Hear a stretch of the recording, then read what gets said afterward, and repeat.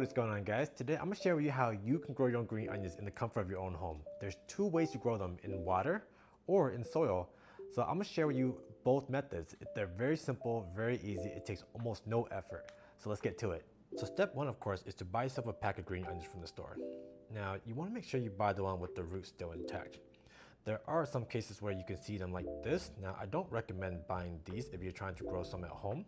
Make sure you have the ones with the roots intact. It will be much easier. And once you have your green onions, now you want to determine on how far you want to cut it down to.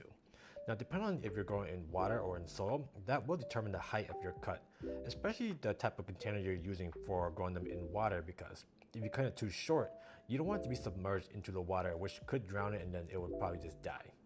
So for this one, I'm going to cut it a little bit higher for the water example. So I'm gonna cut it about right here.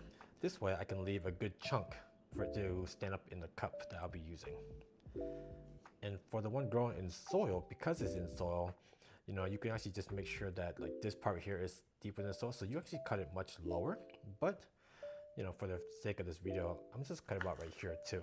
So right here, the one in the water is gonna be a little bit higher. The one in the soil is a little bit shorter. Now let's move into the next step of explaining the difference between growing them in water and growing them in soil, okay? So right here, I have a cup of water and a cup of soil. We'll be growing the green onions in these two little cups right here. When you're growing them in water, you don't want to use too big of a cup that's like really wide, because then you won't be able to stand up your green onions when you put it in the cup. And for soil, that doesn't really matter because soil will hold it in place. Now, the main difference between growing them in water versus growing them in soil is that because water has a little bit less nutrients than soil, the green onions, from what I've seen from my own personal experience, turns out to be a little bit more flimsy.